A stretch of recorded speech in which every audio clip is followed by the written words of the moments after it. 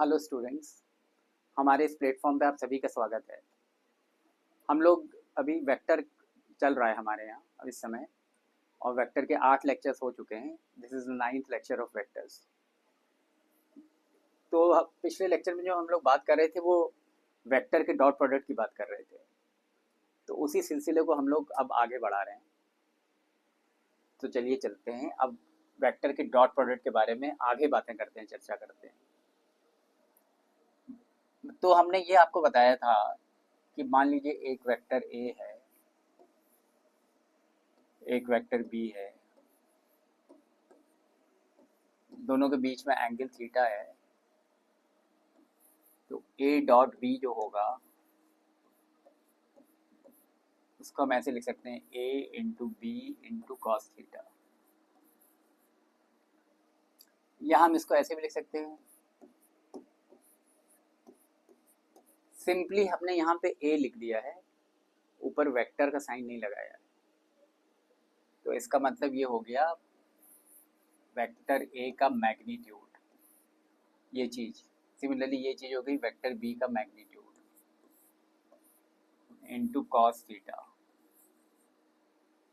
तो ये तो फॉर्मूला है, डॉट प्रोडक्ट की डेफिनेशन कह सकते हैं आप इसको। अब इसी कॉन्सेप्ट को अगर मैं ऐसे लगाता हूँ, जैसे मैंने आपको पहले बताया था कि अगर ये हमारी एक्सिस सिस्टम है एक्स वाई जेड, तो एक्स एक्सिस के अलॉन्ग यूनिट वेक्टर को हम लोग क्या कहते हैं, आई कैप। वाई एक्सिस के अलॉन्ग यूनिट वेक्टर को जे कैप, जेड एक्सिस के अलॉन्ग यूनिट वेक्टर को के कैप। और ये जो तीनों वेक्टर्स हैं वो म्यूचुअली परपेंडिकुलर हैं, मतलब आपस में परपेंडिकुलर हैं। तो मान लीजिए हमको निकालना है what is I cap dot i cap.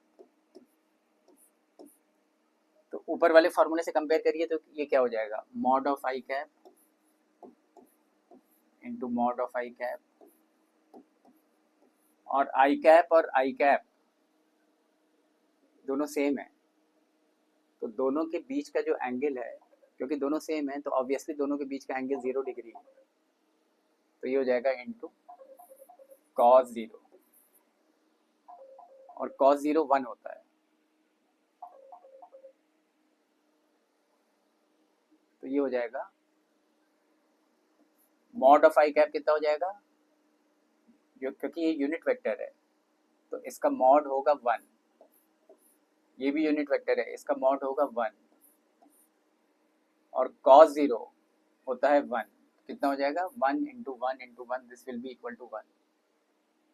So mod of i cap dot mod of i cap, sorry i cap dot i cap will be equal to 1। Similarly j cap dot j cap will be equal to 1 and k cap dot k cap will be equal to 1। ये हो गया। अब अगर हमको निकालना है what is i cap dot j cap, अगर हमको निकालना है what is i cap dot j cap, तो बिल्कुल इसी तरह से चलिए क्या हो जाएगा, mod of i cap into mod of j cap, और आई कैप और जे कैप के बीच में एंगल 90 डिग्री है, तो यहाँ पे आ जाएगा cos 90।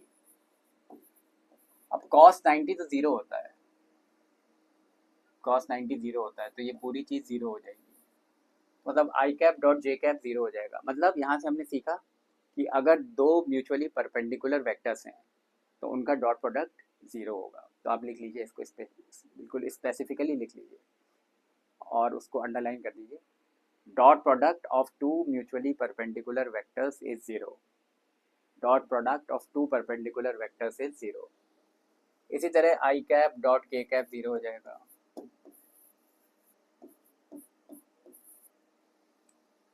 जे कैप डॉट के कैप 0 हो जाएगा। सिमिलर आर्ग्यूमेंट चल रहा है, तो चलिए ये हो गया। अब हमने पिछली बार जब हम डॉट प्रोडक्ट पढ़ रहे थे, मतलब ये जितने भी डॉट म्यूचुअली परपेंडिकुलर हैं उनका डॉट प्रोडक्ट 0 हो जाएगा। तो चलिए अब पिछली बार हम लोगों ने डॉट प्रोडक्ट का एप्लीकेशन देखा था तो एप्लीकेशन में हम लोगों ने खास बात ये देखी थी कि डॉट प्रोडक्ट की हेल्प से हम किन्हीं भी दो वेक्टर्स के बीच का एंगल निकाल सकते हैं. So that was the special thing that was discussed in the previous lecture. आज हम इसी के एप्लीकेशन को आगे बढ़ाते हैं. चलिए, अब डॉट प्रोडक्ट का क्या एप्लीकेशन है. मान लीजिए एक वेक्टर है a, 2i cap plus lambda j cap, और दूसरा वेक्टर है b, इसमें k कैप भी डाल देते हैं कुछ, into k cap. b vector है minus i cap plus 2j cap plus 3k cap. Question ये है कि what should be the value of lambda so that a and b are perpendicular. Lambda की क्या वैल्यू हो कि a और b perpendicular हो. तो परपेंडिकुलर होने की कंडीशन क्या है, डॉट प्रोडक्ट को जीरो कर दें. डॉट प्रोडक्ट कैसे लेंगे, ऐसे मल्टीप्लाई करिए. पिछली बार मैंने डॉट प्रोडक्ट लेना सिखाया था. 2 इंटू -1 कितना हुआ, -2. फिर इसको मल्टीप्लाई करिए तो क्या आया, 2 लैम्डा. इसको मल्टीप्लाई करिए, यहाँ 1 लिखा है मान के चलिए, तो 3 इंटू 1 3. इसको ज़ीरो कर दीजिए, तो यहाँ से आ रहा है 2 lambda. 3 minus 2 is 1 equal to 0. So 2 lambda equal to -1, lambda equal to -1/2. तो लैम्डा की वैल्यू कितनी हुई, -1/2. मतलब अगर लैम्डा -1/2 होगा तो दोनों वेक्टर्स म्यूचुअली परपेंडिकुलर होंगे. ये इसका एप्लीकेशन हो गया. और पिछली बार हम लोगों ने एंगल्स निकालने के लिए एप्लीकेशन बताया था कि किस तरह से डॉट प्रोडक्ट की हेल्प से हम लोग किन्हीं भी दो वेक्टर्स के बीच का एंगल निकाल सकते हैं. एप्लीकेशन को थोड़ा और आगे बढ़ाते हैं. मान लीजिए ये ए वेक्टर है, इसका मैग्नीट्यूड मान लीजिए ए है, और हम इस डायरेक्शन में, कोई भी डायरेक्शन है, ये आर्बिट्ररी डायरेक्शन है, कोई भी डायरेक्शन, इस डायरेक्शन में इस वेक्टर का कंपोनेंट निकालना चाहते हैं. तो हम क्या चाह रहे हैं कि इस वेक्टर का इस डायरेक्शन में कंपोनेंट क्या होगा. तो हम क्या करेंगे, इसके हेड से इस लाइन पे एक परपेंडिकुलर ड्रॉप करेंगे. तो ये जो लेंथ आएगी यहाँ से यहाँ तक की, ये इस वेक्टर का इस डायरेक्शन में कंपोनेंट होगा. मान लेते हैं कि ये कुछ आ रहा है ax, मान लेते हैं ax आ रहा है. तो ये कितना होगा, ये होगा इस ट्राइंगल से अगर आप देखिए तो cos थीटा हो जाएगा base upon hypotenuse ax upon a. तो यहाँ से हो रहा है ये ax equal to a cos theta हो गया. अब एक और भी तरीका है इसी चीज को प्रकट करने का, एक्सप्रेस करने का, कि इस डायरेक्शन के अलोंग आप एक यूनिट वेक्टर मान लीजिए n कैप. इस डायरेक्शन को कुछ मान लेते हैं, x एक्सिस मान लेते हैं. अगर x एक्सिस मान लेते हैं तो इस डायरेक्शन के अलोंग यूनिट वेक्टर क्या होगा, i कैप होगा.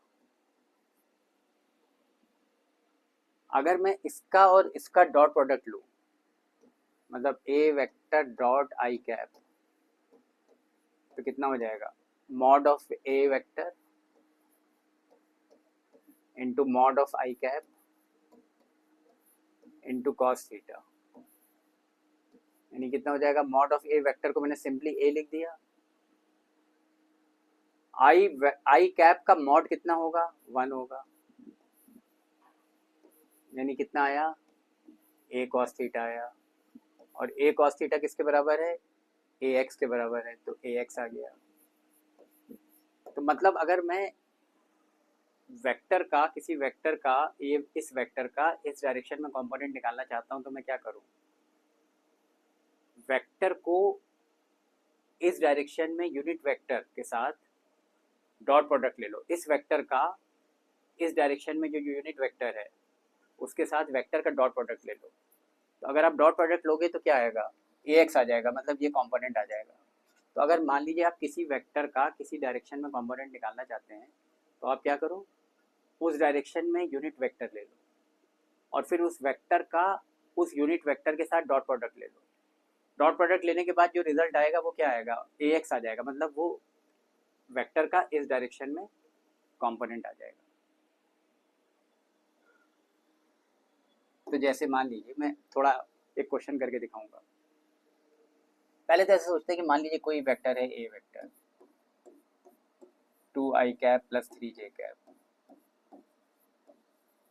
वेक्टर कैसे भी है, मान लीजिए ऐसे है, ये वेक्टर है।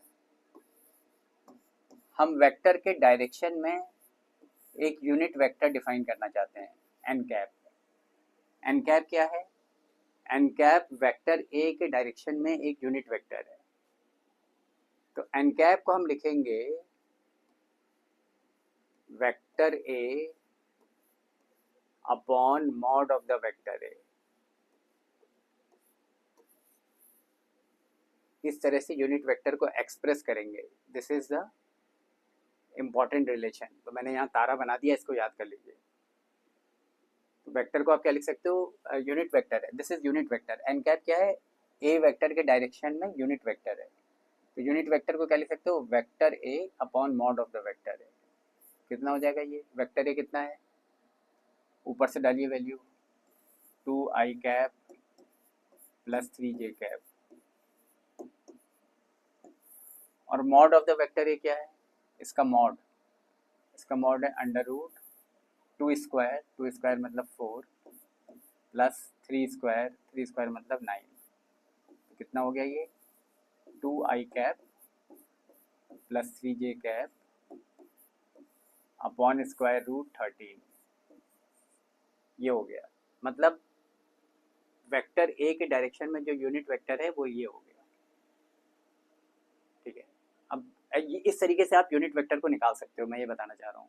तो मान लीजिए ये 3 डायमेंशनल वेक्टर होता, मान लीजिए ऐसे होता, i cap plus 2j cap plus 3k cap, हवा में कोई वेक्टर होता और इसके डायरेक्शन में, इस वेक्टर के डायरेक्शन में एक यूनिट वेक्टर है, मान लीजिए n कैप। तो वो n कैप क्या होता, यूनिट वेक्टर मतलब उसका मैग्नीट्यूड 1 होगा और डायरेक्शन क्या होगा, डायरेक्शन वही होगा जो ए वेक्टर का डायरेक्शन है। तो यही इसी फॉर्मूले से निकाल लेते हैं, vector A upon mod of the vector A. तो क्या होगा, वेक्टर ए पूरा लिख दीजिए, आई कैप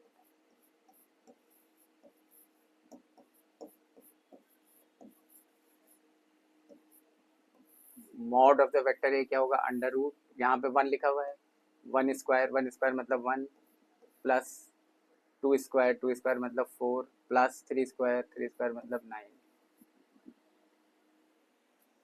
ये हो गया I cap plus 2j cap plus 3k cap upon root 14। इस तरह से आप यूनिट वेक्टर को निकाल सकते हो। चलिए अब हम इसके एप्लीकेशन को देखते हैं, कैसे हम इसको, इस कॉन्सेप्ट को अप्लाई करते हैं। तो अभी मैंने क्या कहा था, मैंने पहले बता दूं मैंने क्या कहा था, ऑलरेडी क्या कहा था। मान लीजिए ये एक वेक्टर है ए वेक्टर और ये दूसरा वेक्टर है बी वेक्टर। हम ए वेक्टर का बी वेक्टर के अलोंग कंपोनेंट निकालना चाहते हैं, मतलब ये क्वेश्चन है। क्वेश्चन क्या है, क्वेश्चन लिख लीजिए, find the scalar component of vector A in the direction of vector B. अच्छा, अब ए वेक्टर को कुछ मान लेते हैं, ए वेक्टर मान लीजिए है आई कैप प्लस जे कैप, ऐसे कोई सिंपल ले लिया, आई कैप प्लस जे कैप मान लिया। ए वेक्टर को मान लिया आई कैप प्लस जे कैप,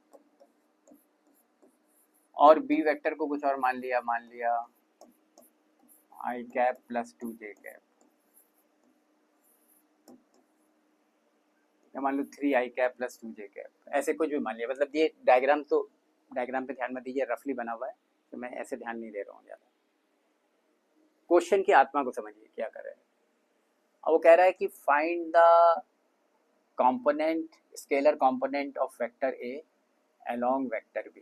तो हमें क्या करना होगा, बी के अलोंग एक यूनिट वेक्टर डिफाइन करना होगा n कैप। अब इस वेक्टर का इस डायरेक्शन में जो कंपोनेंट होगा लिख देता हूँ, component of vector A along vector B क्या हो जाएगा,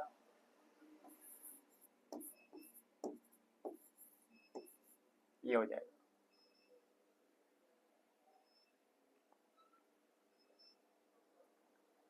तो इस तरीके से हम इस क्वेश्चन को कर सकते हैं। तो हम सोचते हैं कि मैं आपको यहाँ से होमवर्क दे रहा हूँ, ये क्वेश्चन आप ये प्लीज़ होमवर्क करके लाइएगा, जिससे हम अगले लेक्चर में डिस्कस कर सकें। आई होप आपने लेक्चर एंजॉय किया होगा। Thank you very much for this wonderful interaction. Have a nice day, bye.